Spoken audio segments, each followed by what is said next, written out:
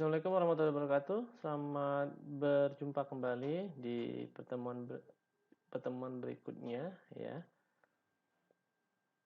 Masih di pemotongan PPh pasal 21 ya. Pertemuan sebelumnya kita sudah memahami konsep daripada pemotongan PP 21 ya.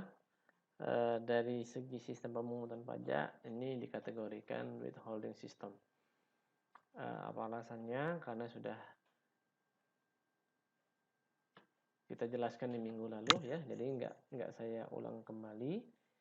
Nah, berikutnya sekarang kita masuk ke teknis di pemotongan PP 21. Untuk teknis pemotongan PP 21 kita bisa setelah membaca undang-undang PP 21 ini ya, di pasal 21 undang-undang PPh nomor 36 tahun 2008, kita juga harus melihat ya peraturan Menteri Keuangan ya, PMK. Ini banyak ya, bisa dicari di internet. Peraturan Peraturan Direktur Jenderal Pajak ya per 16 PJ 2016. Jadi PP 21 peraturan dari Jenderal Pajaknya itu masih di 2016, belum ada perubahan ya.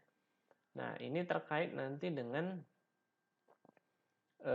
penetapan PTKP, penghasilan tidak kena pajak ya. Nah, sampai sekarang PTKP yang digunakan itu adalah 4.500.000 ya per bulan, atau setahunnya itu untuk wajib pajak sendiri adalah 54 juta. Nah, jadi ini peraturannya nanti ini menjadikan salah satu tugas ya yang harus dikumpul sebelum UTS. Diringkas peraturan Direktorat Jenderal Pajak ini ya, kemudian dibuat di dalam PowerPoint poin-poin daripada peraturan ini. Nah, untuk bisa menghitung PP pasal 21 ini, yang pertama kita harus tahu ya jenis penghasilannya. Ini sudah ada di pasal 3-nya. Kemudian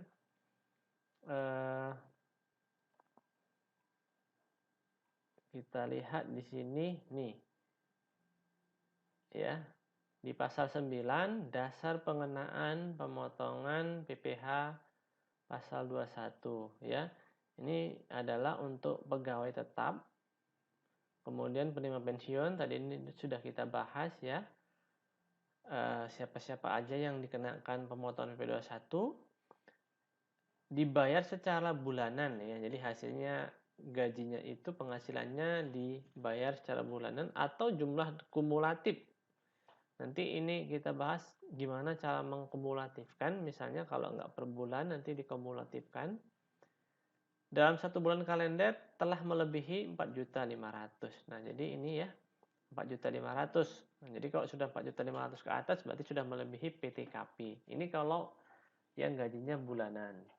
Kemudian kalau dia harian, jumlah penghasilan yang melebihi 450 ya ribu sehari. Jadi kalau harian lebih dari 450.000 gajinya sehari, itu sudah melebihi PTKP harian ya.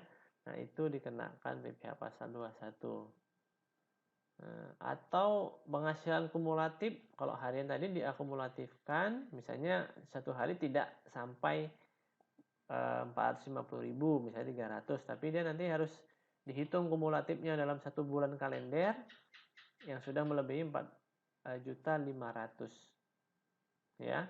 Nah, kemudian 50% dari jumlah penghasilan bruto yang berlaku bagi bukan pegawai ya. Nah, jadi kalau bukan pegawai ya, misalnya dia itu ada, misalnya ada juga yang MLM ya. MLM dia mendapatkan penghasilan bruto yang sifatnya dia tidak bulanan, atau misalnya dapat kadang enggak ya.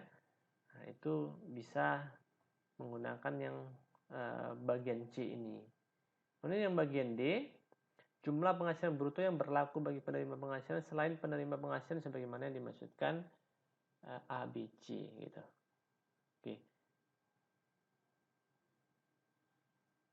Nah, kemudian kalau PPh pasal 26 ini adalah kalau objek pajaknya bukan wajib pajak dalam negeri tapi luar negeri ya. Misalnya orang luar yang bekerja di Indonesia atau di perusahaan yang tidak lebih dari 183 hari kan. Nah, itu nanti menggunakan PPh pasal 26 ya, yaitu dasar pengenaan pajak sejumlah penghasilan brutonya. Nah, dari situ nanti dihitung ya. Nah, itu nanti kita akan bahas, ini kita fokus di PPh 21 dulu ya. Nah, kemudian dalam menghitung PPh 21 juga nanti kita akan menggunakan PTKP. Tadi PTKP-nya sudah tahu ya, 4.500.000 per bulan yang berlaku sampai sekarang. Kemudian ada pengurang. Nah, ada pengurang biaya dalam menghitung PPh pasal 21 nanti. Yang pertama adalah nih, besarnya penghasilan neto bagi wajib pajak atau bagi pegawai tetap yang dipotong PPh 21 jumlah seluruh penghasilan bruto dikurangi. Jadi pengurangnya ini adalah pertama biaya jabatan 5% dari penghasilan bruto. Setinggi-tingginya 500.000 ya dalam sebulan atau 6 juta dalam setahun. Nah, ini kalau pegawai tetap, catatannya untuk pegawai tetap ya. Jadi kalau pegawai tidak tetap yang upah harian ataupun tidak tetap tidak ada pengurang ya. Kemudian iuran yang terkait dengan gaji yang dibayar oleh pegawai kepada dana pensiun yang pendiriannya telah disahkan oleh Menteri Keuangan. Jadi misalnya kalau di perusahaan itu ada iuran BPJS ya, iuran kecelakaan, JHT, nah itu menjadi pengurang juga. Nah, lihat di bagian 4 ini besarnya penghasilan neto bagi penerima pensiun di pasal 21 ya adalah seluruh penghasilan bruto dikurangi dengan pensiun 5% dari penghasilan bruto setinggi-tingginya 200.000. Jadi kalau dia dana pensiun yang berkala atau pegawai yang sudah pensiun, nah dia pengurang biaya pensiunnya itu 200.000 atau 22.400.000 setahun, sebulannya paling tinggi 200.000 gitu. Nah, kemudian selanjutnya ini PTKP tadi ya, 54 juta setahun bagi wajib pajak orang pribadi yang sudah menikah dapat tambahan 4.500.000 setahun ya.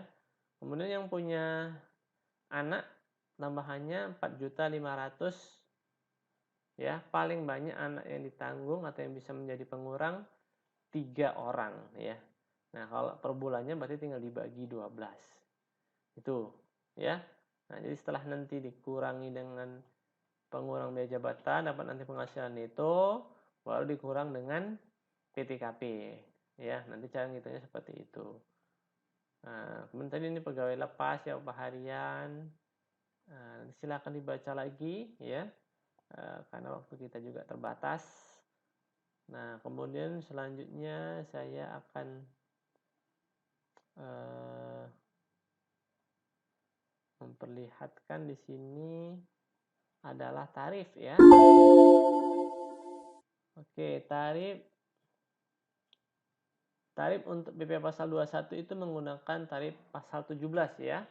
5 sampai 50 0 sampai 50 juta 5%, 50 sampai 250 15 ya. Nah, 250 sampai 500 25% dan lebih besar dari 500 adalah berapa? 30%. Oke, selanjutnya kita akan melihat bagaimana teknis perhitungan pemotongan P21. Nah, itu kita lihat di salinan ini di lampirannya ya, lampiran per 16 tadi. Nah, ini. Nah, di sini diberitahu ya, lampiran peraturan jenderal pajak per 16 PJ 2016. Oke, untuk menghitungnya bagaimana? Khususnya untuk pegawai tetap dulu ya, cara perhitungan pemotongan P21 yang ini harus dilakukan oleh perusahaan. Nah, kita akan lihat di video selanjutnya ya. Terima kasih untuk perhatiannya. Mohon maaf untuk segala kekurangannya. Kita bertemu di video selanjutnya. Assalamualaikum warahmatullahi wabarakatuh. Salam sehat, salam sejahtera untuk kita semua.